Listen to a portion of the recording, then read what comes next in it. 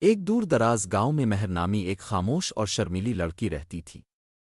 مہر کو ہمیشہ پانی سے ڈر لگتا تھا کیونکہ بچپن میں وہ جھیل میں ڈوبتے بچتے بچ گئی تھی۔ ایک رات وہ اپنے گھر کے باہر بیٹھی تھی کہ دور جنگل کے پیچھے سے نیلی روشنی بلند ہوتی دیکھی۔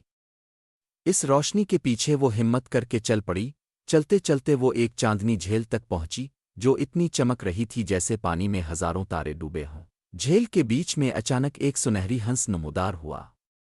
اس کے پروں سے چمک کرنوں کی طرح اڑ رہی تھی۔ ہنس نے مہر سے عجیب سی نرمی کے ساتھ کہا، یہ جھیل صرف ان لوگوں کو بلاتی ہے جن کے دل میں کوئی ڈر قید ہو۔ آؤ اپنا خوف مجھ پر چھوڑ دو۔